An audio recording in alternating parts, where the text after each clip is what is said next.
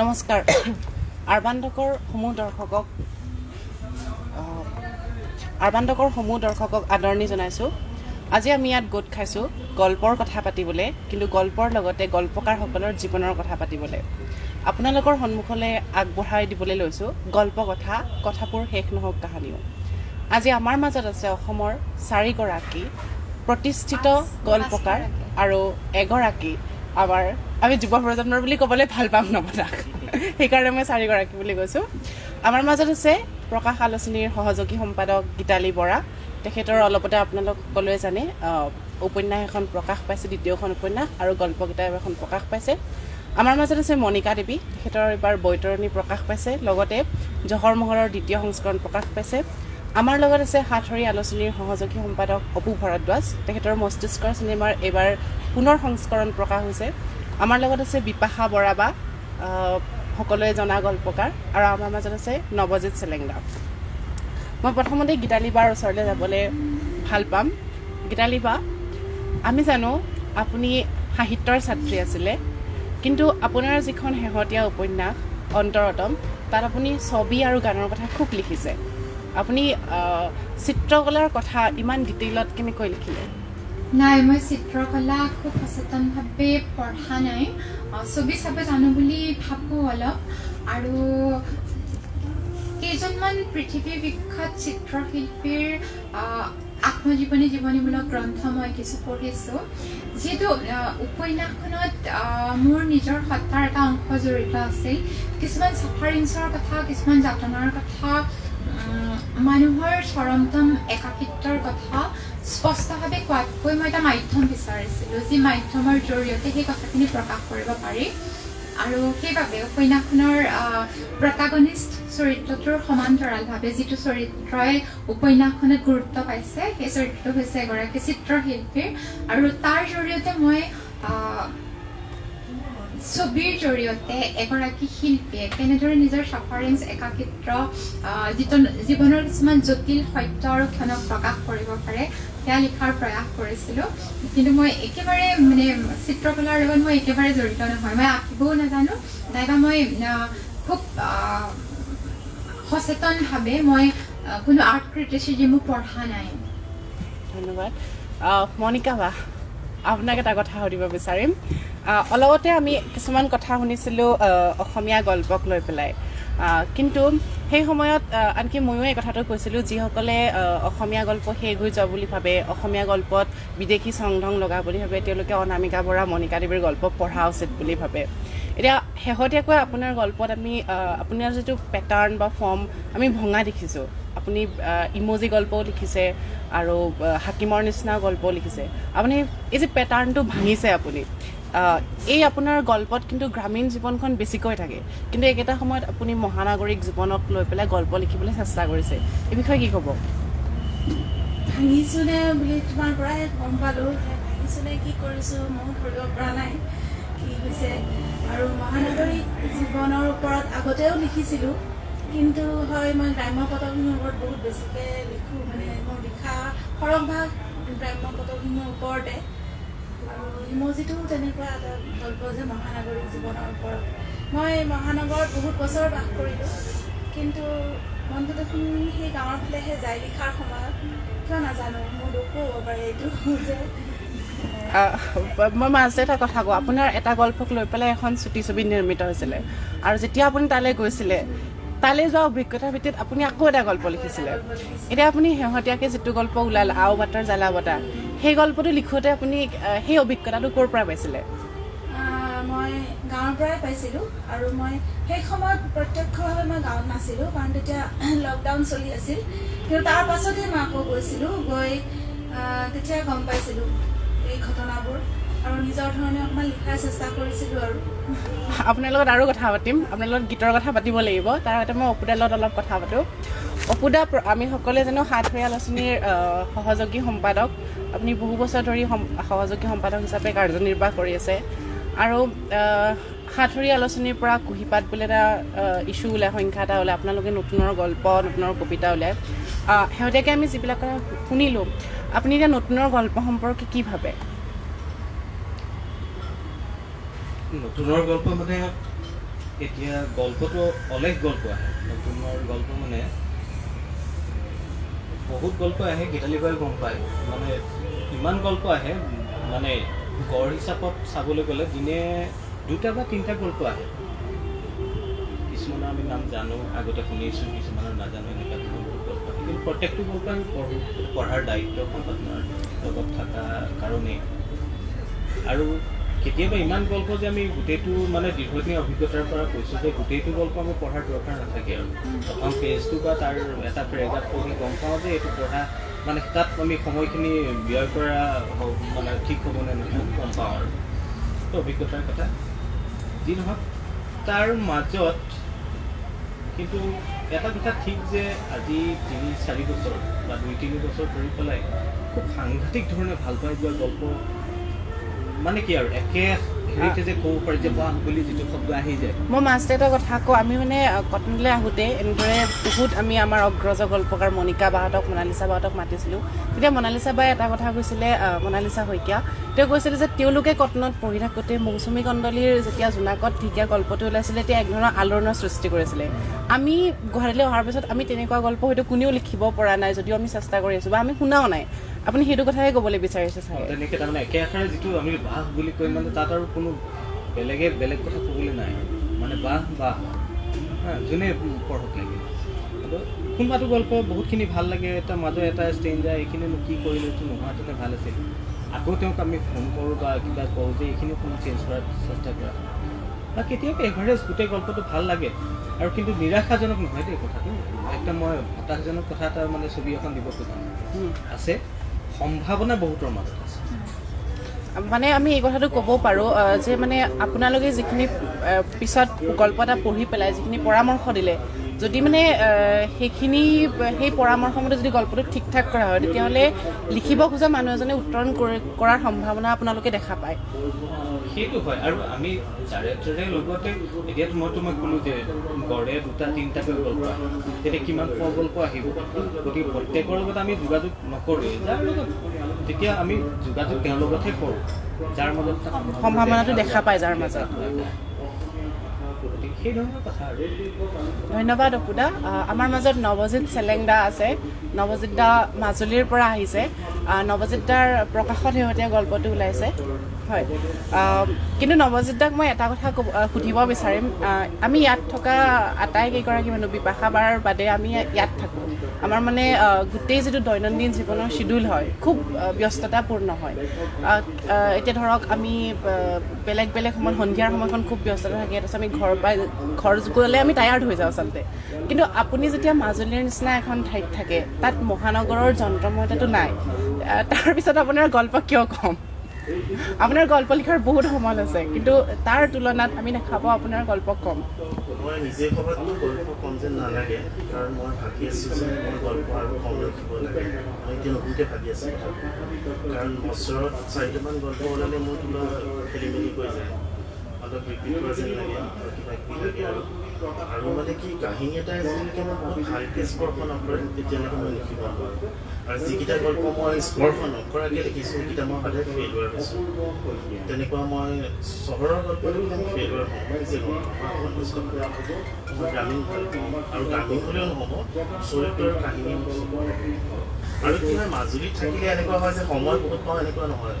চাগে দেখাওঁ মই যেতিয়াই হাবিয়ে বননিয়ে ঘূৰি ফুৰোঁ, বেছিভাগ সময় মই নদীৰ পৰা থাকোঁ, হাবিত থাকোঁ, ঘৰত থাকোঁ, কিবা মানে মাজুলীৰ এস্থেটিক যিটো বিউটি আছে সেই বিউটিটো থাকিলে মানে বেলেগ কাম কৰিব মন নাযায়। মানে মই যদি আজৰি হৈছোঁ তেতিয়া মই ফুৰিবলৈ যাওঁ সাধাৰণতে, কিন্তু মই গল্প লিখি বা হেৰি কৰি বা সময়টো নষ্ট নকৰোঁ বুলিহে ভাবোঁ। বিপাশা বা আপোনাৰ ওচৰলৈ আহিছোঁ। আপোনাৰ শেষৰখন কিতাপ আছিল থাওলিপলিঙক মানুহে পাহৰি পেলাইছে। এইটো এটা আহোম প্ৰচলিত মিথ এটাক লৈ পেলাই আপুনি লিখিছিলে, কিন্তু আপোনাৰ যিটো এটা গল্প আছিলে লামপুই বুঢ়ী আৰু গাহৰিৰ কাহিনীটো, সেইটো গল্প বেলেগ আৰু এই গল্পটো বেলেগ। এই যে ট্ৰানজিশ্যনটো আপোনাৰ প্ৰথমৰ কিতাপখনত মৌমাখি সাম্ৰাজ্যত যিবিলাক গল্প আছে, এটা চকুৰে সাধু বুলি গল্প আছে, কিন্তু পিছৰ গল্পখিনিত আমি থাওলিপলিঙৰ মানুহে পাহৰি পেলাইছে, সেই গল্পখিনিত আমি এটা বেলেগ ধৰণৰ পৰ্বান্তৰ এক ধৰণৰ দেখিছোঁ। সেই পৰ্বান্তৰটো আপুনি কেনেকৈ আনিলে? আচলতে মই ইতিহাস আৰু লোকসাহিত্যৰ ছাত্ৰী আছিলোঁ আৰু থাউলি প্লিঙক মানুহে পাহৰি পেলাইছে গল্পটোৰ কথাই কওঁ। সেইটো আচলতে যেতিয়া আমি স্নাতক প্ৰথম বৰ্ষত যেতিয়া মানে আমাৰ মেজৰৰ ফাৰ্ষ্ট পেপাৰখন যিখন আছিলে আছাম হিষ্ট্ৰী, মই তেতিয়া এডৱাৰ্ড গেটৰ কিতাপখন পাঠ্যপুথি হিচাপে নহয়, মই কাৰণ বুৰঞ্জী মই বহুত বেছি ভাল পাওঁ, সেইকাৰণে মানে মই আঁতিগুৰি মাৰি খৰচি মাৰি পঢ়িছিলোঁ, পাঠ্যপুথি বুলি নহয়, মোৰ নিজৰ মানে আগ্ৰহ আছে কাৰণে। আৰু সেই মিথটোক লৈ পেলাই মই তেতিয়াৰ পৰা মানে মই ভাবি আছিলোঁ যে মই মানে এটা গল্প লিখিম আৰু সেই স্নাতক প্ৰথম বৰ্ষতে থকা গল্পটো মই লিখি পেলাইছিলোঁ মোৰ চাগে ল'ৰাটো জন্ম হোৱাৰ পিছত। মানে ইমান দিন মোৰ সেইটো মনেই গৈ আছিলে লিখি থাকিবলৈ। আৰু তাৰ বাহিৰে মই যিকেইখন ঠাইত মই আছোঁ, মোৰ নিজৰ জন্ম এনেকুৱা এখন গাঁৱত য'ত মানে ইমান সৰুৰে পৰা ইমান লোককথা, ইমান মানে প্ৰতিটো কথাতে মোৰ আইতা এনেকুৱা এগৰাকী মানুহ আছিলে, মানে প্ৰতিটো কথাতে জতুৱা ঠাঁচ নলগাকৈ তেওঁ কথাই নকয়। মানে আমি তেনেকৈ বহুত সমৃদ্ধ হৈছোঁ। মানে আমাৰ ঘৰত সদায় আগতে এটা ফেঁচা বগা ৰঙৰ মানে লক্ষী ফেঁচা এটা আহি পঢ়েহি, আৰু দিনততো সি নেদেখে, আমি দিনত মানে যি টি কৰি থাকিব পাৰোঁ। আৰু এতিয়া ভাবোঁ যে আজিৰ এই মোবাইলৰ ইমান মানে নব্য মানে প্ৰচাৰ মাধ্যমৰ দিনত যদি সেই ছবিবোৰ মানে মনৰ মাজতে থাকি গ'ল, আচলতে যদি আজিৰ দিনত হ'লহেঁতেন সেইটো একোটা মানে কাহিনী হ'লহেঁতেন প্ৰতিটো কথা লৈ পেলাই। মানে আমাৰ নিজৰ পুখুৰী পাৰটো, আমাৰ যিখন এৰাপাৰি বুলি কয়, য'ত মানে আমাৰ পূৰ্বজসকলক মানে সমাধিস্থ কৰা আছে, সেই প্ৰতিটো জেগা লৈ পেলাই আমাৰ ইমান কাহিনী শুনিছোঁ, ইমান লোককথাৰ মাজত ডাঙৰ হৈছোঁ যে সেইবিলাকৰ পৰা মানে আচলতে হাজাৰ হাজাৰ গল্প লিখিব পাৰি এনেকুৱা ধৰণৰ। আৰু তাৰপিছত মই বিয়াৰ পিছত শ্বিলঙলৈ গ'লোঁ। শ্বিলঙত এখন নতুন সমাজৰ লগত পৰিচিত হ'লোঁ। মই অকলে ঘূৰি ফুৰিছিলোঁ বিভিন্ন খাচী গাঁৱত, য'তে যাওঁ তাতে মই মানে কি আৰু মানুহবিলাকৰ মাজত থাকি ভাল পাওঁ। মানে তেওঁলোকে আনকি কিবা এটা যেতিয়া ৰান্ধে, মানে খাচী কম এগৰাকীয়ে যেতিয়া ৰান্ধে, তেওঁলোকে কেনেকৈ হেতাখনেৰে লৰাইছে, কেনেকৈ কি মছলা ব্যৱহাৰ কৰিছে, সেই পৰ্যন্ত মানে মন কৰি ভাল লাগে মোৰ। আৰু সেই কথাবিলাক মানে তুলি আনি লিখি পেলাই মই ভাল পাওঁ। তেনেকৈ গল্পবিলাকত আচলতে সেই এটা পৰিৱৰ্তন এটা আহিছে চাগে। আমি আপোনাক দেখি থাকোঁ, আপুনি খুব ধুনীয়াকৈ টাব লগাই, আপুনি খুব ধুনীয়াকৈ কুৰচাৰ কাম কৰে। আপুনি বাকী সময়ত সময় কেনেদৰে কটায়? সেইবিলাকেই কৰি থাকোঁ আচলতে।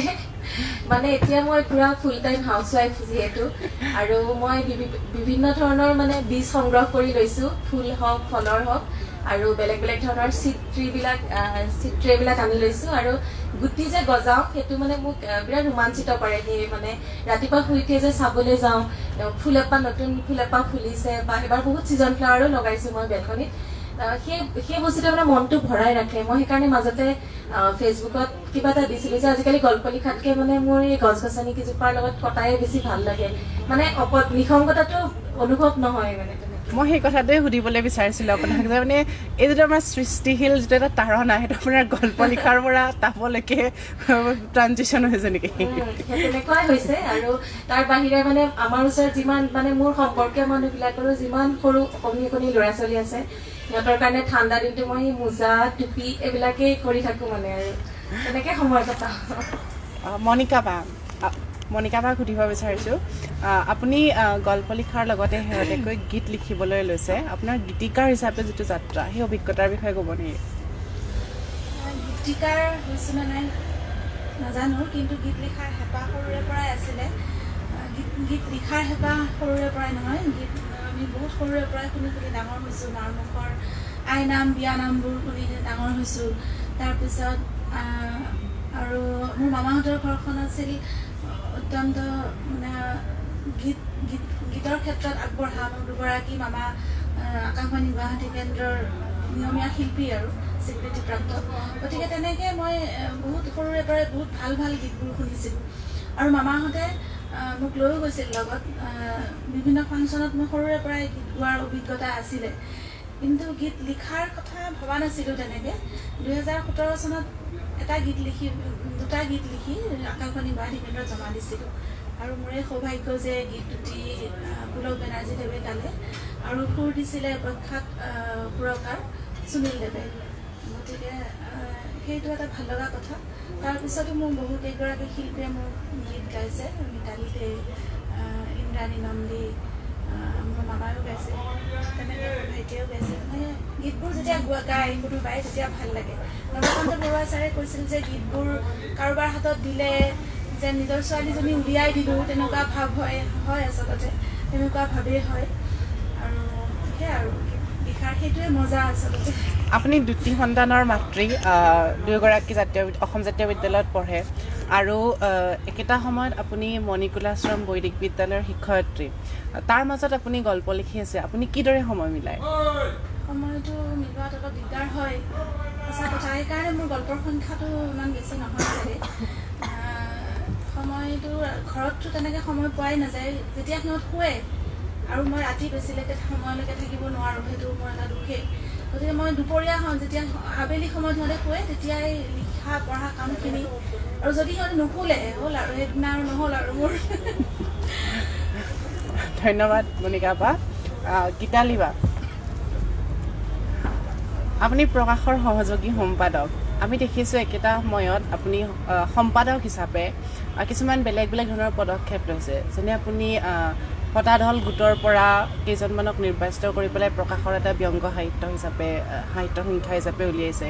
একেটা সময়ত আমি কিছুমান সামাজিক মাধ্যমত লিখি থকা লিখকৰ পৰা আপুনি মানসম্পন্ন লেখা উলিয়াবলৈ যত্ন কৰিছে। এই যে আগ্ৰহটো, এই আগ্ৰহ বা এই তাৰণাটো মানে নতুন লেখক, মানে মই ঠিক বয়সৰ ফালৰ পৰা কোৱা নাই, নতুনকৈ লিখিবলৈ লোৱা যিকোনো বয়সৰ হ'ব পাৰে, সেই লেখক এজনক উৎসাহ দিয়াটো বা প্ৰেৰণাটো, আনকি আপোনালোকে বহু সময়ত বিভিন্ন ধৰণৰ আক্ৰমণৰো সন্মুখীন হয়, কিন্তু তাৰ পাছতো সেই তাৰণাটো ক'ৰ পৰা আহি থাকে, কিয় আহি থাকে? প্ৰথমতে মই ক'ব লাগিব মানে গল্প মোৰ কাৰণে কি মই বুজাব নোৱাৰিম সেইটো। মই গল্প এটা অহৰহ কিজানি কঢ়িয়াই ফুৰোঁ, যদিও মই উপন্যাস লিখিছোঁ, দুখন উপন্যাস প্ৰকাশো হৈছে, সদায়ে মই ঔপন্যাসিক পৰিচয়টো বেয়া পাওঁ। আৰু যিসকল সচেতন পাঠক তেওঁলোকে মোৰ গল্পৰ মাজত উপন্যাসৰ মাজতো মোৰ গল্পকাৰ সত্তাটোক দেখিবলৈ পাব। যিহেতু সম্পাদনাৰ লগত জড়িত আৰু মই অহৰহ সন্ধান কৰোঁ আমাৰ লেখকসকলে ভাল ভাল গল্প লেখক ওলাই আহক নতুন চামৰ মাজৰ পৰা। আৰু মোৰ খুব ভাল লাগিছে যে নতুন চামৰ লগতে বয়সৰ দিশৰ পৰা কিছু পুৰণি যিসকলে 40 অতিক্ৰম কৰিছে তেনেকুৱা কেইজনমান গল্পকাৰেও, যাৰ গল্প 3বাৰমান উভতাই পঠাইছিলোঁ, তাৰপিছত হয়তো এটা গল্প ৰিৰাইট কৰাইছোঁ, তাৰপিছত এনেকুৱা এটা গল্প লিখি পেলাই আমালৈ পঠিয়াইছে যে একেমুখে অপুৱে কোৱাৰ দৰে মই ক'বলগীয়া হৈছে ৱাও। আৰু এজন সম্পাদকৰ কাৰণে এইটো কিমান মানে মন ভাল লগা কথা, সেইটো অপু ভৰদ্বাজে ভালকৈ বুজি পাব, মই যেনেদৰে বুজি পাওঁ। আৰু বহুতে মোক কয় সম্পাদনাৰ লগত জড়িত ব্যক্তি হিচাপে ছ'চিয়েল মিডিয়াত এক্টিভ হৈ থকাটো ইমান উচিত নহয়, কিন্তু মই ভাবোঁ যিহেতু মই এক্টিভ হৈ থাকোঁ, সক্ৰিয় হৈ থাকোঁ সামাজিক মাধ্যমত, সেয়েহে মাজে মাজে কিছুমান লেখা মোৰ চকুত পৰে, যেনে ফটাঢোলৰ সংখ্যাটোৰ কথা সোধা হ'ল, ব্যংগ গল্পখিনিৰ কথা। সেই গোটটোৰ অন্তৰ্ভুক্ত নোহোৱালৈকে মোৰ ধাৰণা আছিল যে অসমৰ ব্যংগ সাহিত্য খুবেই কুতুজনক অৱস্থান এটাত আছে, কিন্তু তাৰ ব্যংগসমূহ পঢ়ি পেলাই মই বুজি পাইছিলোঁ যে খুব উচ্চ পৰ্যায়ৰ বৌদ্ধিক ব্যংগ তাত এছামে লিখি আছে। বহুখিনি গল্পকাৰ নাছিল, তেওঁলোকে ব্যংগ লিখিছিল, তাৰে কেইজনমান গল্প লেখকো আছিল। তেওঁলোকৰ লগত কথা বতৰা পাতি সেই সংখ্যাটো উলিওৱাটো মোৰ বাবে এক ধৰণৰ প্ৰত্যাহ্বান আছিল, কিন্তু মই মানে ক'বলৈ পাই খুব আনন্দ পাইছোঁ যে আমাৰ সেই সংখ্যাটোক বহুতে আদৰি লৈছিল। আৰু তেনেদৰে মানে যেতিয়া আমি দেখোঁ এজন গল্পকাৰৰ চকুৰ সন্মুখতে উত্তৰণ ঘটিছে, ক্ৰমাৎ ভাল লিখি আহিছে, আমাৰ লগত জড়িত হৈ আছে, খুব সন্তুষ্টি পাওঁ সেইটো। তাত নৱজিত চেলেঙৰ প্ৰসংগটো আহিছে, নৱজিতৰ উত্তৰণ চকুৰ সন্মুখত দেখিছোঁ। কিজানি নৱজিতৰ শেহতীয়া গল্পটো পঢ়ি মই ফোন কৰিছিলোঁ যে নৱজিত মই খুব ভাল পাইছোঁ গল্পটো, তাৰ আগতে মই কেতিয়াও কোৱা নাছিলোঁ নৱজিতক। বিপাশা বৰাৰ ক্ষেত্ৰত হৈছিল, বিপাশা মনত আছেনে প্ৰথম গল্পটো প্ৰকাশলৈ যেতিয়া পঠিয়াইছিলে তেতিয়া বিপাশা কোন মই নাজানো, মানে গল্পটো পঢ়ি নাছিলে মই পঠাবলৈ প্ৰকাশত গল্প পঠাবলৈ আত্মবিশ্বাসে নাছিলে। মানে প্ৰথম পঠাইছে, তেওঁ অৰিন্দম বৰকটকীয়ে ফোন কৰিছিলে, এটা সম্পাদক আছিলে। গল্পটোৰ নাম কি আছিলে? কাউৰীৰ চহৰৰ কাউৰী। কাউৰীৰ চহৰৰ কাউৰী। মানে গল্পটো পঢ়ি ইমান ভাল লাগিছিলে, মানে এই যে এজন লেখকে আমাৰ চকুৰ সন্মুখতে উত্তৰণমুখী বাট এটাৰে গতি কৰি থাকে। মই সম্পাদনাৰ লগত জড়িত ব্যক্তি হিচাপে ক'ব খোজা নাই, লেখক হিচাপে আৰু অসমীয়া গল্পৰ, অসমীয়া সাহিত্যৰ খুব সচেতন পাঠক হিচাপেও ক'ব খুজিছোঁ। এই কথাটোৱে মোক খুব আনন্দ দিয়ে। ধন্যবাদ। অপুদাৰ ওচৰলৈ আহিছোঁ। আমি বহু সময়ত দেখোঁ অপুদা একোজন নবীন লেখক যি ধাৰাৰেই নহওক, নবীন লেখক একোজন বহু সময়ত হেৰাই যায় সম্ভাৱনা থকাৰ পিছতো। আৰু এই কথাটোত বহুত হয় তেওঁ বহু সময়ত সমাজ বিচ্ছিন্ন হৈ পৰে। মানে এজন লেখকৰ কাৰণে মানুহৰ সৈতে সম্পৃক্ত হৈ থকাটো কিমান জৰুৰী? কাৰণ মই এই কথাটো এইকাৰণে সুধিছোঁ, আপোনালোকে এদিন কথা পাতোঁতে আমি এদিন আড্ডাৰ প্ৰয়োজনীয়তা সম্পৰ্কে কথা পাতিছিলোঁ, মই সেইকাৰণে সুধিছোঁ আপোনাক। সেইটো হয়, সেইটো আচলতে আমি গল্পবোৰটো আমি মানুহ বা আমাৰ সমাজখন মানুহ মানে পাৰিপাৰ্শ্বিক যিখিনি হেৰি তাৰ সেইখিনি লৈতো গল্পটো আৰু বেলেগ কিবা হেৰি কথা নহয়। গতিকে মানুহৰ লগত থকাটোতো খুবেই জৰুৰী। আৰু চৰিত্ৰবিলাক আমাৰ মানুহ মনোজগত, তেওঁৰ গোটেই বাহ্যিক অভিব্যক্তি এইবিলাক গোটেই মানুহৰ কথাই আমি লিখোঁ। গতিকে সেইখিনি দৰকাৰী। আৰু আড্ডাটো দৰকাৰী কথা। মই তোমাৰ সেই কথাটো উলিয়াইছোঁ, মোৰ মনত পৰিছে। আড্ডাটো দৰকাৰী কথা। আচলতে আমি সকলো সময়তে খুব টান কথা কিছুমান যে পাতি থাকিম তেতিয়া আমাৰ বা খুব গভীৰ তত্ত্ব চত্ত্ব লেভেলৰ কথা পাতিম সেইটো নহয়। আজি বাজে কথা পাতিব লাগে। আচলতে এজন গল্পকাৰে বিভিন্ন ধৰণৰ মানুহৰ লগত, বিভিন্ন ক্লাছৰ মানুহৰ লগত মিলিবও লাগে আৰু আজি বাজে কথা পাতিব লাগে। গল্প ক'ত থাকে সেইটোতো আৰু কোনো নিৰ্ধাৰিত হেৰি নাই যে খুব ধৰণে আমি নিৰ্মাণ কৰিম, কথা নাই। কেনিবাদি গৈ থাকোঁতে ক'ত গল্পটো ক'ত কেনেকৈ লাগি আছে, ক'ৰ পৰা আহি তোমাক মানে টাচ কৰিব। সেইকাৰণে মই ভাবোঁ যে গল্পকাৰৰ কাৰণে প্ৰত্যেকটো কথাই দৰকাৰী। আৰু মানুহৰ লগত বিভিন্ন ক্লাছৰ মানুহৰ লগত সেই সম্পৰ্ক থকাটো দৰকাৰী বুলি মই ভাবোঁ। ধন্যবাদ অপুদা। নৱজিত দা, আপুনি মোক আগতেই কৈ থৈছে মোক টান প্ৰশ্ন নুসুধিবা বুলি, কিন্তু এতিয়া মই আপোনাক কিন্তু আপোনাক মই সুধিবলৈ ভাল পাম। আপুনি যে ক'লে আপুনি মাজুলী কলেজ এখনত শিক্ষকতা কৰে আৰু তাৰপিছত বাকী সময়ত আপুনি অ'ত ত'ত ঘূৰি ফুৰে। এই যে অ'ত ত'ত ঘূৰি ফুৰা কথাটো মানে মাজুলীৰ অৰঙে তৰঙে আশে পাশে, সেই কথাটোৱে আপোনাৰ লেখক সত্তাক কেনেদৰে সমৃদ্ধ কৰে? কথাটো এনেকুৱা যে লকডাউনৰ সময়খিনিত কি হ'ল, মই একেবাৰে গল্প লিখিব পৰা নাছিলোঁ। মানে চাগে মই টেবুলৰ কৰিব নাজানো। মই যিটো মানুহৰ মাজত পথাৰে চথাৰে য'ত য'ত ঘূৰোঁ আৰু যিকোনো মানুহৰ লগত, তেতিয়াহে চাগে গল্প এটা মনলৈ আহে। আৰু সেই সময়খিনিত যিটো মই মানুহৰ কাছত নাছিলোঁ, লিখা নাছিলোঁ, গতিকে মই ভাবোঁ যে আমি যে ঘূৰি ফুৰোঁ, এই ঘূৰি ফুৰাটোৰ পৰা আমি এটা কাহিনী পাওঁ। মানে ঘূৰি ফুৰোঁতে ক'ৰবাত কাহিনী এটা পাওঁ, যিটো অপুৰে এতিয়া ক'লে মানে অলপ আগতে সমৃদ্ধ এইকাৰণেই কৰে যিহেতু আমি কাহিনী এটা, গল্প এটা লিখোঁতে তাত কাহিনী, চৰিত্ৰৰ আচাৰ আচৰণ এইবিলাক যিবিলাক দেখোঁ সেইবিলাক আচলতে আমাৰ মূৰত ক্ৰিয়া কৰে। সেইবিলাকৰ পৰাহে গল্প এটা হ'ব পাৰে। আৰু গল্প এটা যদি কাহিনীটো লিখা নহয় ন, তো তাক মানে তাৰ যিটো প্ৰেজেণ্টেশ্যনটোত বহুত বেলেগ কথা থাকে। যিখিনি কথা তুমি নেদেখিলে গম নোপোৱা, যিখিনি অবজাৰ্ভেশ্যনটো মানে তোমাৰ চাক্ষুষ নহ'লে গম নোপোৱা। কিছুমান বস্তু কল্পনা কৰিব নোৱাৰি, কল্পনা কৰিলে সি অলপ বেসুৰা হৈ যায়, অলপ বিকৃত হৈ যায়। এইকাৰণে মানুহৰ তাৰপিছত থাকিব লাগে। বা এনেকুৱা হয় যে প্ৰকৃতিৰ ওচৰলৈ গ'লে আমি ৰিফ্ৰেছ হৈ যাওঁ, কিবা এটা মনত আছে সেইটো লিখিবলৈ। মানে এনেকুৱা নহয় যে সেই প্ৰকৃতিলৈ গৈ বা নদীৰ কাষলৈ গৈ গল্পটো মই পাই গৈছোঁ, কিন্তু গল্পটো লিখিবলৈ মই এটা উৎসাহ পাইছোঁ। ঠিক তেনেকুৱা। ধন্যবাদ। মনিকা বা, আকৌ আপুনি ওচৰলৈ আহি যাব। আপোনাক বেছিকৈ প্ৰশ্ন সুধিম বুলি ভাবিছোঁ এতিয়া। মই সুধিব খোজা কথাটো হ'ল আপোনাৰ গল্পত আমি আমাৰ আপুনি দৰঙী ভাষাত গল্প লিখিছে বা আপোনাৰ শেহতীয়া যিটো গল্প, তাত মানে আমি বহুত বেছি জতুৱা ঠাঁচ, খণ্ডবাক্যৰ উপমাৰ প্ৰয়োগ দেখা পাওঁ। এইটো আপুনি সচেতনভাৱে কৰে? নাই দেখোন ইমান আছে নেকি?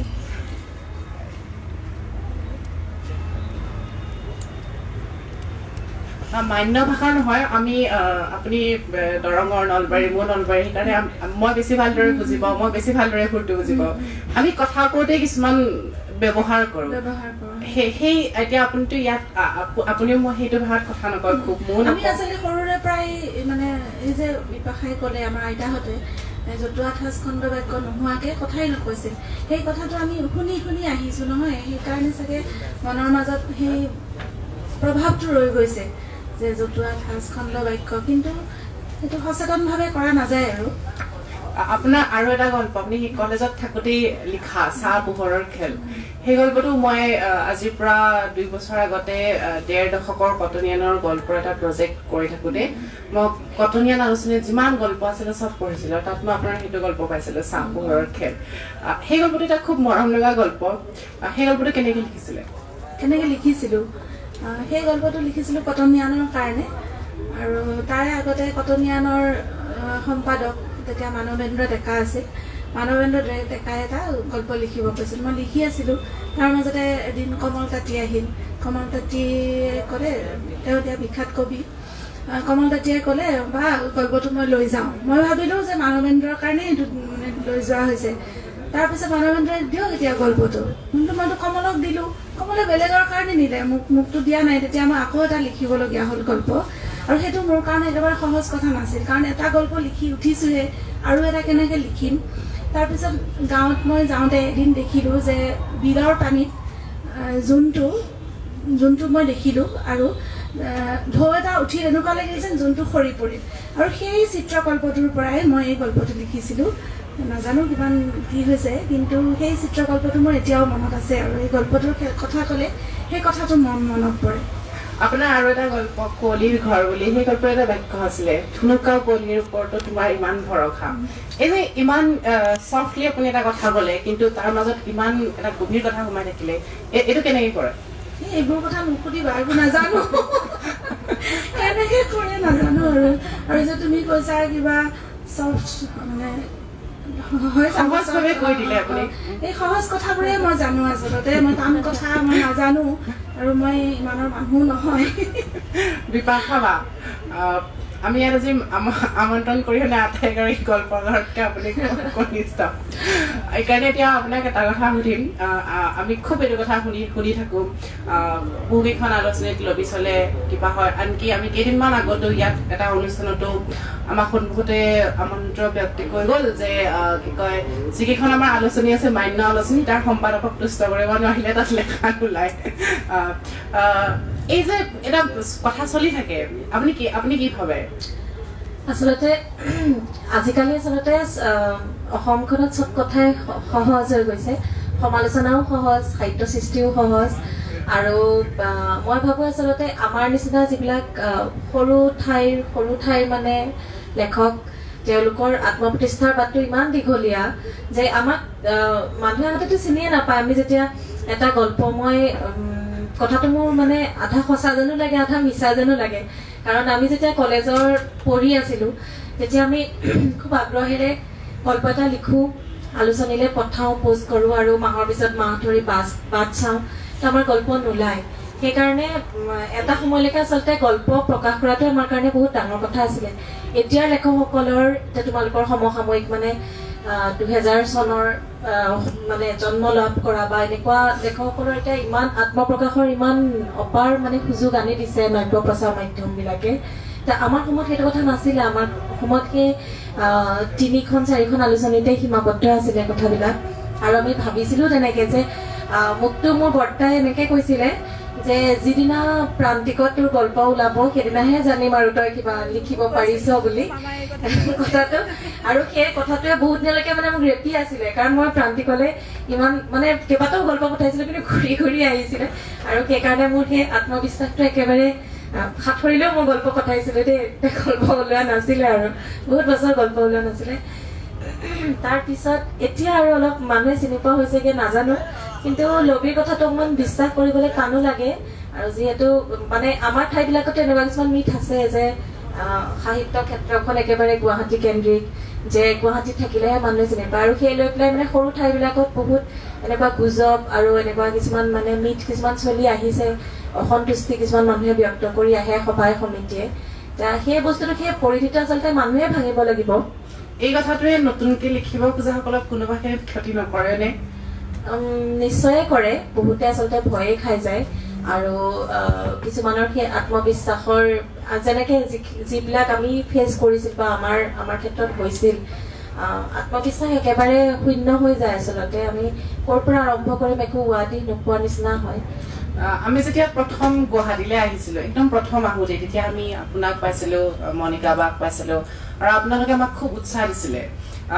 এতিয়া এতিয়া আমাৰ পিছত এতিয়া একদম নতুন আপুনি কাৰোবাৰ মাজত তেনেকুৱা সম্ভাৱনা দেখিছে?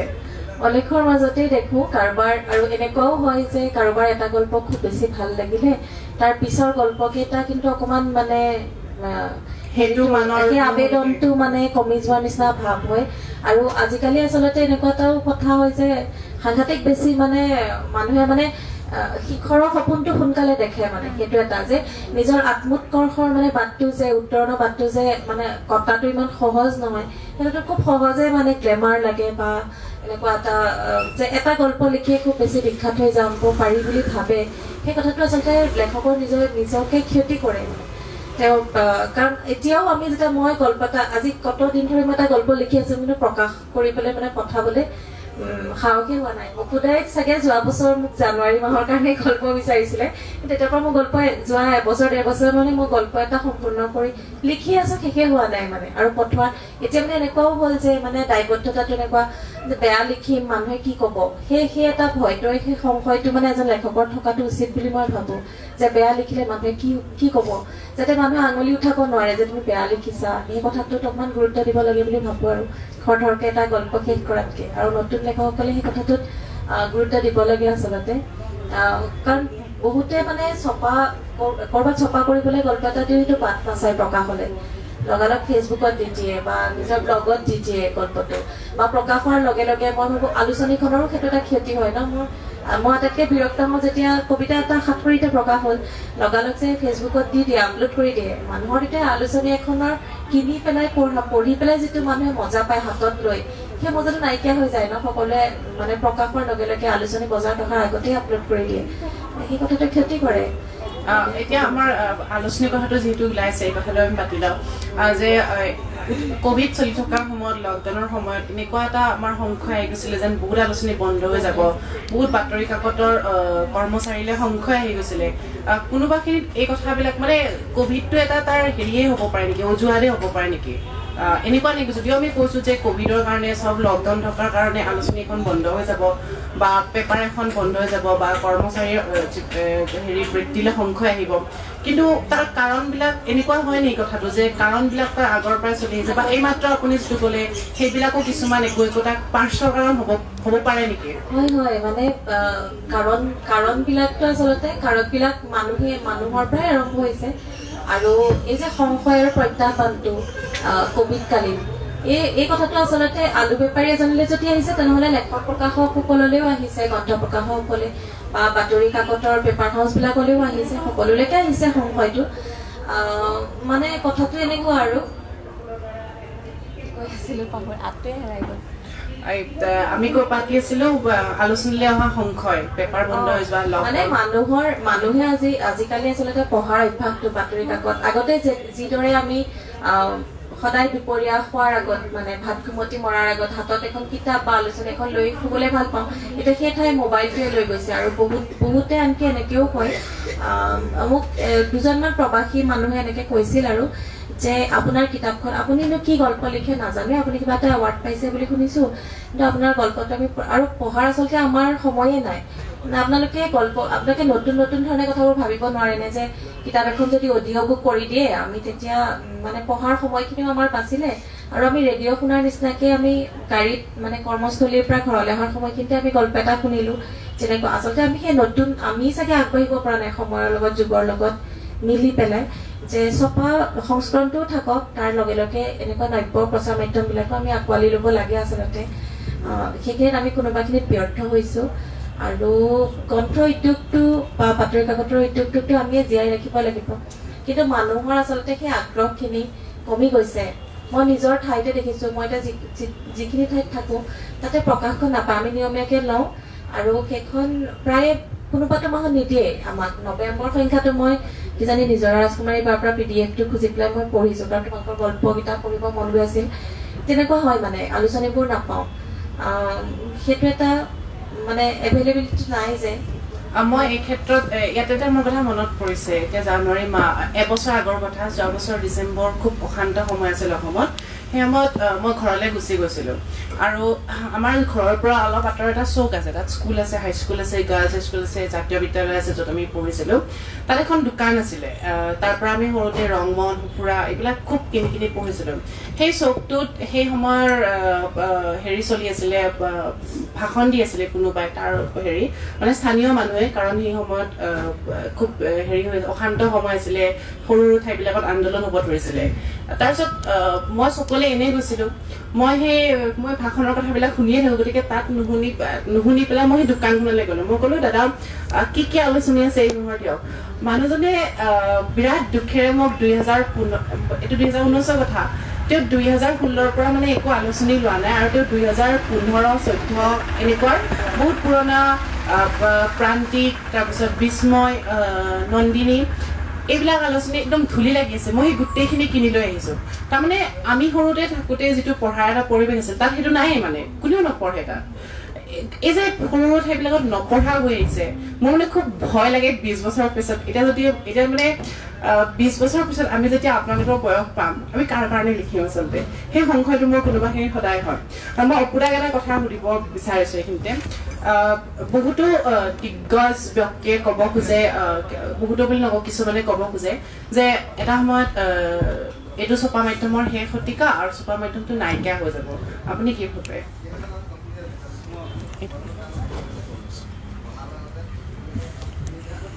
এইটো একেবাৰে নৎসাত কৰিব নোৱাৰি। এইটো কথা আমি খুব বল দি কৈ থাকিলেও নহ'ব যে ছপা মাধ্যমটো সদায় থাকি যাব, কিন্তু এইটো খুব সোনকালেই হ'ব বুলি ক'ব নোৱাৰি।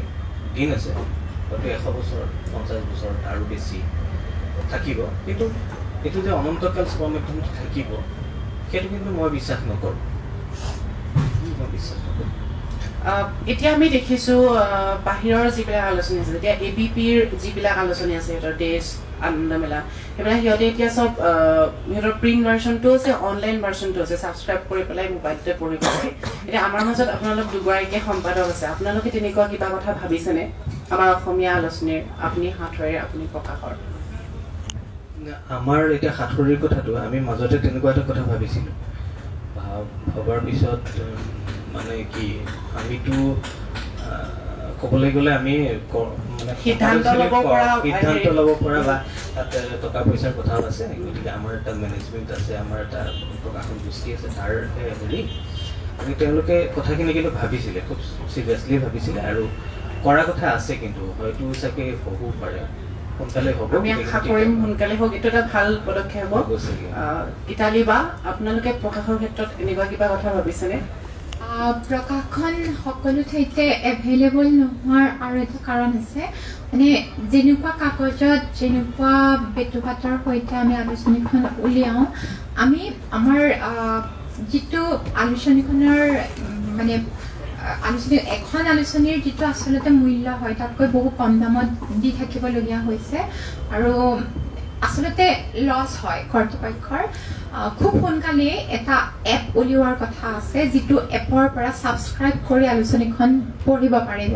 মই ভাবোঁ যে মানে আলোচনীখন এভেইলেবল নোহোৱাৰ কথাটো সেইখিনিতে নোহোৱা হ'ব, আৰু আমিও কিছু উপকৃত হ'ম। মানে এপটো এৰি দিয়াৰ পিছত ইতিমধ্যে প্ৰাৰম্ভিক কাৰ্যখিনি আৰম্ভ হৈছে, আৰু আমাৰ সচিব মহোদয় খুবেই সচেতন এই ক্ষেত্ৰত। নতুনকৈ এজন OST প্ৰকাশন পৰিষদত জইন কৰিছে। খুব সোনকালে মই ভাবোঁ 2-3 মাহৰ ভিতৰতে আমি এপটো এৰি দিব পাৰিম প্ৰকাশৰ, যিটো এপৰ পৰা ছাবস্ক্ৰাইব কৰি প্ৰতি মাহে আলোচনীখন পঢ়াৰ সুবিধাটো পাঠকে পাব। ধন্যবাদ গীতালি বা। মণিকা বা, আমি দেখি থাকোঁ আপুনি একদম নতুনকৈ লিখিবলৈ লোৱাসকলক খুব উৎসাহ দি থাকে। মোৰ মনত আছে এদিন মই কটনত এদিন মণিকা বাক লগ কৰিবলৈ গৈছিলোঁ, কটনৰ পৰা একেবাৰে ওচৰ মণিকা বাৰ স্কুলখন। তো মণিকা বাই ক'লে মই গৰখীলৈ যাম, অংকুদাৰ ওচৰলৈ যাম, তুমি অংকুদাক লগ পাইছিলা? মই বোলো মই চিনি নাপাওঁ, ব'লা তেতিয়াহ'লে। তাৰপিছত মণিকা বাই মোক লৈ গ'ল অংকুদাৰ ওচৰলৈ। গৰখীলৈ মণিকা বাৰ লগত আহিলোঁ, আৰু মণিকা বাই চিনাকি কৰালে, জিন্দিৰ কথা। অংকুদাই ক'লে তোমাৰ গল্প পঢ়িছোঁ নহয়, গল্প এটা দিবা মানে। আৰু তেনেকৈ মই গৰখীত গল্প এটা দিছিলোঁ আৰু ওলাইছিলোঁ। আৰু তাৰপিছত মোৰ এতিয়াও মনত আছে, মণিকা বাই মোক সুধিছে তুমি কি খাইছা কলেজত? মই বোলো চাহ খাইছোঁ। কৈছে বোলা ভাত খাওঁ, আৰু মণিকা বাই মোক জোৰ জবৰদস্তি কৰি দি পেলাই ঘৰত ভাত খুৱাইছিলে। এতিয়া আপোনাৰ মাজত এগৰাকী সাদৰী মানুহ আছে, আমাৰ মহানগৰখন ইমান বেছি যন্ত্ৰময়, ইমান বেছি যাতনাময় আচলতে, ইয়াত মানুহবোৰ ইমান বেছি স্বাৰ্থপৰ আছে চাবলৈ, তাৰ মাজত আপুনি আপোনাৰ এই ভিতৰৰ সাদৰী মানুহজনীক কেনেদৰে লালন কৰি থাকে? কি উত্তৰ দিওঁ এতিয়া মই? আমাকো ভাত খুৱাইছে দেই মাখিনি আচলতে ভাত ইমান ভালকৈ ৰান্ধিব নাজানো, গতিকে এতিয়া তুমি ক'লা ভাত খুৱাইছিলে ভাল লাগে আৰু সেইকাৰণে কিজানি খুৱাইছিলোঁ। আৰু সাদৰেনো ক'ত সাদৰে নহয় দিয়া, মই মোক দেখোন ঘৰত ল'ৰা ছোৱালীবিলাক খঙাল বুলিহে কয়, খং উঠি থাকে এনেকৈহে কয়। আৰু নিজৰ মাকবিলাক কিজানি খঙাল হয়ে চবৰে। নিজৰ সময়খিনিলে মনত পৰে আচলতে, আমিও তেনেকৈ কাৰোবাৰ হাত ধৰি এনেকৈ আগবাঢ়ি গৈছিলোঁ। মোৰ সময়ৰ কথা ক'বলৈ গ'লে মই জ্যোৎস্না কলিতাৰ কথা ক'ব লাগিব। আমি একেলগে পঢ়িছিলোঁ, কিন্তু সেই সময়তে তাইৰ হেৰিত গৰিয়সীত কবিতা উঠিছিল, আৰু তাই মোক তেতিয়া ময়ো কবিতা লিখিছিলোঁ দেই। আৰু গৰিয়সীলৈ যাওঁতে তাই সদায় মোক লগত লৈ গৈছিল, কিন্তু মই চন্দ্ৰপ্ৰসাদ শইকীয়া ছাৰ থকা কোঠালৈ মই কেতিয়াও নগৈছিলোঁ, মানে মই চিনাকি হৈ নাপালোঁ আৰু মই ভয়তে বাহিৰতে ৰৈ থাকোঁ, তাই যায় আৰু কবিতা দিয়ে আৰু পিছত তাইৰ কবিতা উঠে।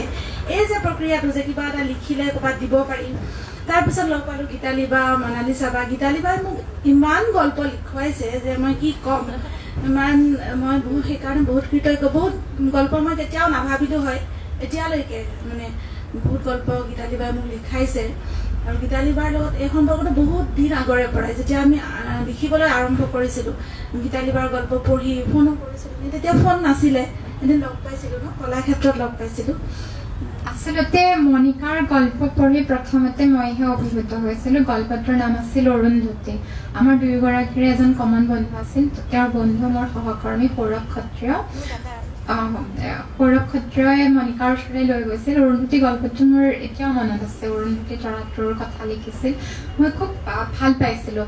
আৰু যদিও মণিকা বয়সত মোতকৈ সৰু, আমাৰ যাত্ৰাটো মণিকাৰ কিজানি মোতকৈ 6 মাহমানৰ আগৰ হ'ব, যদি মান্য আলোচনীত প্ৰকাশ হোৱাৰ কথাটো ধৰা হয়। মানে গল্পৰ 7 দিনতো মণিকাৰ গল্প মোতকৈ আগতে প্ৰকাশ হৈছে।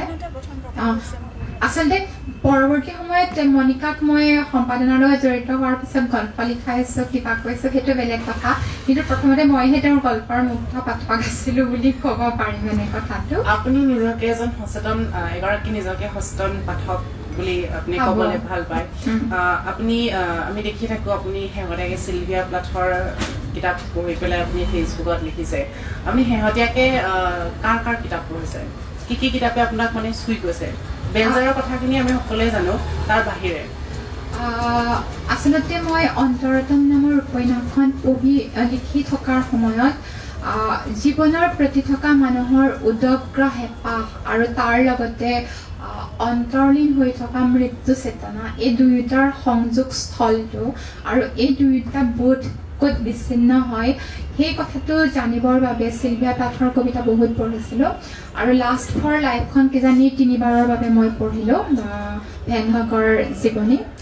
আৰু সেইখিনি সময়ত আকৌ মই দ্বিতীয়বাৰৰ বাবে পঢ়িছিলোঁ অৰুণ শ্বুৰীৰ এখন কিতাপ, যি মোৰ জীৱনত বহুত প্ৰভাৱ পেলাইছে, মোক শক্তি দিছে, does he know' a mother's heart. আৰু বাকীখিনি কিতাপৰ কথা ক'বলৈ হ'লে মই সীমামান্দা আদিশ্ৰীৰ 2খন কিতাপৰ কথা ক'ম, half of a yellow sun আৰু পাৰ্পল হিবিস্কাছ। এই 2খন কিতাপ মই এই কিছুদিনৰ বাদে শেহতীয়াকৈ পঢ়া কিতাপ, মোৰ ভাল লগা। শেহতীয়াকৈ বাংলা আপুনি কি পঢ়িছে? বাংলা শেহতীয়াকৈ কিতাপ হিচাপে নহয়, বৃক্ষ অনুবাদক শীৰ্ষক শ্ৰীজাতৰ এখন উপন্যাস, দেশ নে আনন্দবাজাৰ পত্ৰিকা ক'ৰবাত প্ৰকাশ পাইছিল। বৃক্ষ অনুবাদকখনে মোক মানে মন্ত্ৰমুগ্ধ কৰি পেলাইছিল। আৰু মই পাঠক হিচাপে, সাহিত্যৰ ছাত্ৰী হিচাপে যেনেদৰে ছাবলটাৰ্ণ সমাজখনৰ কথা ভাল পাওঁ, মণিকাই ছাবলটাৰ্ণ সমাজখনৰ কথা খুব সাধাৰণভাৱে ইমান মনোগ্ৰাহীকৈ তুলি ধৰে। নৱজিতৰ মাজতো মই সেইটো দেখিছোঁ। মই হয়তো ক'ৰবাত অকণমান পিছ পৰি আছোঁ, আমি বেলেগ কিছুমান বিষয়ৰ প্ৰতি আমাৰ ইণ্টাৰেষ্ট বেছি। সেই তেনেধৰণে একেধৰণে যদি কিবা উপন্যাস গল্পত এটা বৌদ্ধিক অন্তঃস্ৰোত থাকে, মোক আকৰ্ষণ কৰে। বৃক্ষ অনুবাদকত সেই বস্তুটো মই পাইছিলোঁ, এটা বৌদ্ধিক অন্তঃস্ৰোত আছিল। আৰু তাত চিলভিয়া প্লাথ আৰু জীৱনানন্দ দাসৰ কবিতাৰ খুব সুন্দৰ এটা কম্পেৰিজন কৰিছিল। উপন্যাসখন আছিল শ্ৰীজাতৰ, তেওঁ নিজেও যিহেতু এজন কবি আৰু মেজিক ৰিয়েলিজিম আনিছিল কিছু পৰিমাণে, আৰু ভাষাত নহয় ভাৱনাত চিন্তনত কাব্যিকতা আছিল। মই বাংলাৰ কিতাপ হিচাপে নহয় উপন্যাস হিচাপে শেহতীয়া পঢ়া সেইখন উপন্যাসে মোক আপোনাৰ অন্তৰতমখনতো মেজিক ৰিয়েলিজিমৰ এটা টাচ আছে, আপুনি সচেতনভাৱে কৰিছে। মিউজিক ৰিয়েলিজিম উপন্যাসলে হয়তো এতিয়া আহিছে, কিন্তু মোৰ গল্প যিসকলে পঢ়ি আছে বহুত আগতেই মানে যাদুকৰী বাস্তৱবাদৰ প্ৰয়োগ মই গল্পত কৰিছোঁ। মোৰ জীৱন জাতিংগা শীৰ্ষক গল্পটো অথবা অজগৰটো যিসকলে পঢ়িছে তেওঁলোকে গম পাব। কিছুমান এনেকুৱা বিষয় থাকে যি বিষয়বিলাক খুব যদি স্পষ্ট হৈ যায় আমাৰ ভিতৰত থকা ক'ৰবাত আৱেগটোক আমি বাধা দিব পাৰিম নে নোৱাৰিম, লেখক হিচাপে সেইখিনিতে মই শংকিত হৈ পৰোঁ। আৰু যিহেতু মই এজন পাঠকো, বহুতৰ লেখাত তেনেকুৱা ধৰণৰ কথা মই দেখা পাওঁ, যেতিয়া নিজৰ লগত সংযুক্ত হৈ থকা যাতনা বা ছাফাৰিংছৰ কথা একদম অন্তৰতম জগতখনৰ কথা ক'বলৈ যায়, ক'ৰবাত আৱেগটোক বাধা দিব নোৱাৰা হয়। আৰু মই একেবাৰে যদি সেই যাদুকৰী বাস্তৱবাদৰ প্ৰয়োগ কৰিছোঁ একেবাৰে কষ্টসাধ্য নহয়, খুব স্বতঃস্ফূৰ্তভাৱে এটা চেতনা, এটা স্ৰোত ভাৱনাৰ মোৰ মনলৈ আহিছে আৰু লেখক হিচাপে সেইখিনিতে মই নিজৰ ওচৰত সৎ হ'ব খুজিছোঁ। যদি সেই চিন্তাটো বিক্ষিপ্তভাৱে তেনেকৈ মোৰ মনলৈ আহে, তেনেকৈ লিখাটো মই উচিত হ'ব বুলি ভাবোঁ। মানে লেখক হিচাপে সেইখিনিতে মই সৎ হ'ব বিচাৰোঁ। আৰু কোনোবা পাঠকে যদি কানেক্ট কৰিব পাৰে তাৰ লগত ঠিকেই আছে, যদি নোৱাৰে তেতিয়াও কথা নাই, মই হয়তো বেলেগ কিবা কোনোবা লেখাত কানেক্ট কৰিব পাৰিব অথবা নোৱাৰিব, কিন্তু মই সেইখিনিত নিজৰ লগত সৎ হৈ থাকিব খোজোঁ। আৰু এটা কথা মই শিকিছোঁ দেই, মই লিখি থকা সময়খিনিত এটা সময়ত এটা বস্তু টানকৈ লিখোঁতে মানে শব্দ প্ৰয়োগৰ ক্ষেত্ৰত মেটাফৰ মানে চিম্বল এইবিলাকৰ ক্ষেত্ৰত কিছু বস্তু অলপ জটিলভাৱে উপস্থাপন কৰাৰ এটা মোৰ প্ৰৱণতা আছিল। কিন্তু দীৰ্ঘদিন ধৰি পঢ়ুৱৈ হিচাপে, লেখক হিচাপে মই এটা কথা বুজি উঠিছোঁ যে এটা কঠিন বিষয়ক সৰল শব্দেৰে প্ৰকাশ কৰাৰ মাজতহে মানে এজন লেখকৰ ক্ৰেডিটটো থাকে।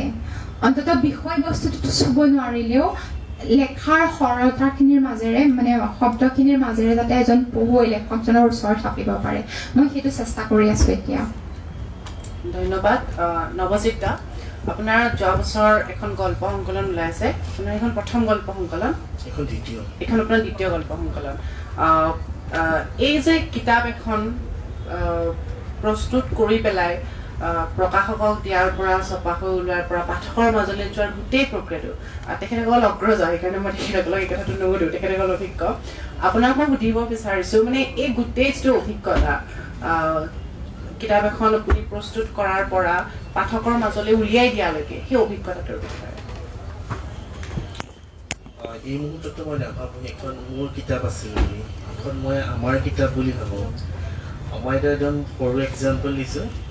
কিতাপখন উন্মোচন হোৱাৰ আগতেতো বহুত মানুহ জড়িত হৈ আছিলে, তোমালোক আছিলে, গীতালী পালত আছিলে, চবৰে শুভেচ্ছা আছিলে। আৰু মোৰ আটাইতকৈ ভাল লগা কথাটো কি আছিলে, যিদিনা কিতাপখন উন্মোচন হৈছিলে, অকুদা ইয়াতে আছে, অকুদা আহিছিলে, অকুদা কিবা কাৰণত গুচি যাব লগা হৈছিলে, মোক কৈছিলে। প্ৰথম যেতিয়া অকুদা আহিছিলে মই ধৰিব পৰা নাই, কোনোবাই মোৰ বেনাৰখন বেকা হৈ আছে আৰু ফোন কৰি আছে। তাৰপিছত দেখিছে অকুদা দেখোন, মই বোলে কৈছোঁ বৰফ বোলে মই যামগৈ, মোৰ ছোৱালীজনী কিবা কাম আছে মানে মোৰ সেই ফিলটো, বাকীটো চব আছেই লগত, মোৰ এইটো মানে বিৰাট ভাল এক্সপিৰিয়েঞ্চ। প্ৰকাশকৰ কথা বা বেলেগ মোৰ নিজৰ ব্যক্তিগত অভিজ্ঞতাৰ কথা নকওঁ বেলেগ ধৰণৰ, কিন্তু সেই উন্মোচনীৰ দিনটোত যিখিনি হৈছিলে, যেনেকৈ পঞ্চানন হাজৰিকা আহিছিলে, এইটো মানে হলটোত মিঠাই ভাগ কৰি আছিলে, তো মানুহ নাইকিয়া হৈ গৈছিলে, সি মিঠাই বিলাই আছিলে। তাৰমানে পঞ্চানন মই মোতকৈ বয়সত সৰু, কিন্তু মানত মই বহুত ডাঙৰ বুলি ভাবোঁ। মানে বহুত ভাল গল্প লিখি আছে সিহঁতি, গতিকে মোৰ এনেকুৱা লাগিছিলে যে ইমান ভাল গল্পকাৰ বা মই যে মানে মোৰ ফালৰ পৰা মোৰ মানে ভাইটি হয়, তথাপি সন্মান কৰোঁ, যিহেতু খুব ভাল গল্প লিখি থাকে। তো এই যে বস্তুবিলাক খুব ভাল লগা আছিলে আৰু অপুদাক মোৰতো চখ লৈ গৈছিলোঁ। মানে অপুদাহঁতক আমি ভয় কৰি থাকোঁ ন, এজন সম্পাদকক আমি সাধাৰণতে ভয় কৰোঁ। মই খুব ভয় কৰোঁ, সেইটো গীতালি বাই খুব ভালকৈ জানে যে মই ভয় কৰি গল্প নিদিওঁ। কেতিয়াবা গল্প থাকিলেও মই নিদিওঁ, মানে বহুত ভাবি চিন্তি লওঁ এইটো গল্প পঠাম নপঠাম। কেতিয়াবা দুই এটা গুচি যায় তেনেকৈ, অভয় কনফিডেঞ্চত আহে চাগে সেইটো। ঠিক বহুত ভাল লগা এক্সপিৰিয়েঞ্চ সেইটো মোৰ। অপুদা ক'লে আপোনাৰ সম্পাদক হিচাপে বহুত ভয় কৰে বুলি। মই ভয় কৰোঁ নে নাজানো, কিন্তু মই সম্পাদক হিচাপে খুব আস্থা আৰু শ্ৰদ্ধা ৰাখোঁ। আৰু সেইকাৰণে মই একোটা গল্প লৈ যোৱাৰ পিছত আপোনাক সদায় কওঁ কিবা ঠিক ঠাক কৰিব লগা আছে যদি ক'ব, আৰু আপোনাৰ মই সদায় কয় ঠিক ঠাক কৰিব লগাকৈ কিয় আনা, ভালকৈ একেবাৰতে লিখি আনিব লাগে। কিন্তু মই এতিয়া আপোনাক ক'ব বিচাৰিছোঁ, আপোনাৰ একেটা সময়তে এজন লেখক আৰু এজন সম্পাদক, এই যে লেখক সত্তা আৰু সম্পাদক সত্তা, এই দুটা সত্তাৰ মাজত এক ধৰণৰ টনা আজৰা চলি নাথাকেনে? এইটো থাকে। আমি মানে কি আমাৰ কাৰ্যবাহী সম্পাদক প্ৰথমদাৰ লগত প্ৰায় এনেকুৱা ধৰণৰ বহুত ধৰণৰ কথা বতৰা হৈ থাকে। আজি নে পৰহি নে কেতিয়া মই প্ৰথমদাক মানে সুধিছোঁ যে আমি ইমান যে অদৰকাৰী বস্তু আমি পঢ়িব লগা হয়, মানে কি আৰু যিসকলে লিখে তেওঁলোকক মানে অসন্মান কৰি কথাটো কোৱা নাই, হয়ো আমি তাৰমানে বহুত ধৰণৰ খুব হেৰি বস্তু আমি পঢ়িব লগা। এতিয়া আপুনি এজন গল্প লেখক, কিন্তু আমি দেখোঁ সাঁথুৰিত বহুত গৱেষণা সমৃদ্ধ প্ৰবন্ধ প্ৰকাশ হয়, 100 বছৰীয়া ঐতিহ্য 50 বছৰীয়া ঐতিহ্যৰ প্ৰবন্ধ প্ৰকাশ হয়, সেইবোৰো আপোনালোকে পঢ়িব লগা হয়। পঢ়িব লাগিব। সেই কথাটো মই ক'ব বিচাৰিছোঁ, মানে সেই লেখক সত্তা আৰু সম্পাদক সত্তাৰ মাজত যিটো টনা আজৰা, সেইটোৰ লগত কেনেকৈ মোকাবিলা কৰে? লেখকৰ সময়ত লেখক মানে আমি যেতিয়া কথা এটা যেতিয়া লিখিম, যেতিয়া মই যেতিয়া গল্প এটা বা কিবা এটা কথা মোৰ চুই যায়, এতিয়া কালি মই গ্ৰন্থমেলালৈ সোমাওঁতে এই বাহিৰতে টোকাৰী বজাই আছে, তোমালোকো দেখিছা, খুব সুন্দৰ লোকগীত মানে বজাইছে, হেৰি কৰিছে, মোৰ ভাল লাগিছে দেখি। মই অলপতে ৰৈ চালোঁ, ঘূৰি যাওঁতে দেখিছোঁ তেওঁ খুব পপুলাৰ কিবা এটা হিন্দী গান এটা তেওঁ বাঁহীত বজাই আছে। টোকাৰীটো তেওঁ সেইধৰণে মানে ৰিদম তুলিছে আৰু মানুহে খুব ভিৰ হৈছে, কিবা কিবি হাত তালি দিছে। মই তেতিয়া তাৰমানে সেই কথাটোৱে মোক টাচ কৰিছে যে তেওঁ এজন লোকশিল্পী সম্পদ বুলি নহয়, কিন্তু তেওঁ যে মানে মানুহক আকৰ্ষিত কৰিবৰ কাৰণে তেওঁ কথাটো মোক অকণমান চুই আছে। যদি মই সেইটো গল্প হিচাপে কেতিয়াবা লিখোঁ, তেতিয়া লিখাৰ সময়ত আৰু মোৰ সম্পাদক মই কি আছিলোঁ, বেলেগ অন্যান্য কথাবিলাক নাহে আৰু মই সেই গল্প লিখাৰ সময়ত মোৰ গল্পটোহে লিখিছোঁ। বা মানে এডিটিং কৰি থকাৰ সময়ত, সম্পাদনা কৰি থকাৰ সময়ত মই আৰু তাত এজন সম্পাদক, প্ৰথম পাঠক, সেই সময়ত লেখকটো নহয়, পাঠক সত্তাটোৱেহে অকণমান বেছি টনা আজোৰা কৰে, লেখক সত্তাটোৱে নকৰে। সম্পাদক আৰু পাঠক তেতিয়া সেইখিনিত অকণমান টনা আজোৰা এটা হয়। কাৰণ মই বহুত পাঠকৰ কথাটো মই অকলে ভাবিব লাগিব, মোৰ ভাল লাগিলে নহ'ব ন, তাৰ লগত ব্যৱসায়িক কথা আছে, বিভিন্ন কথা আছে, এইবিলাক তুমি মানে অভিজ্ঞতাৰ পৰা আমি শিকিছোঁ আৰু। ধন্যবাদ। একেটা কথা মই গীতালিৰ পৰাও জানিব বিচাৰিম। অপুতকৈ অকণমান বেলেগ ধৰণে ক'ম মই কথাটো। সম্পাদকৰ সত্তাটোৱে মোৰ মাজত লেখক হৈ থাকোঁতে ক্ৰিয়া কৰে। সেইকাৰণে কিজানি ডিমা হাছাৰ ওপৰত এখন উপন্যাস 4.5 বছৰ বিভিন্ন ঠাইত ঘূৰি ফুৰি সময় সংগ্ৰহ কৰি লিখি 180 পৃষ্ঠা কম্প'জ হোৱাৰ পিছত মই পেলাই থৈ দিব পাৰোঁ আকৌ লিখিম বুলি, ৰিৰাইট কৰিম বুলি। আৰু সেইদৰে মোৰ এনেকুৱাও আছে, মই খুব নিৰ্মোহ হ'বলৈ শিকিছোঁ নিজৰ লেখাক লৈ পেলাই। গদৰ গন্তব্যৰ গল্পটো 4.5 মাহমান ধৰি মই লিখি থাকিলোঁ। এনেকুৱাও হৈছে কটাকটি কৰি কেতিয়াবা গল্প এটা অংশ মই 8 বাৰলৈকে লিখি পাইছোঁ। আৰু নিজে যেতিয়া নিজৰ লেখাবিলাকলৈ ঘূৰি চাওঁ, মই নিজে অজস্ৰ। মল্লিকা বা আমি অনুষ্ঠানৰ শেষৰ ফালে আগবাঢ়িম, সময় নাটনি হৈছে। শেষত আপুনি যদি আপোনাৰ নিজৰ এটা গীত গুণগুণাই দিয়ে অকণমান, মনিকাই খুব ধুনীয়া গানো গায়, সেইকাৰণে গুণগুণাবলৈ গৈছোঁ। আৰু এইটো আমি শেষ কৰিম, ভাবি লওঁ।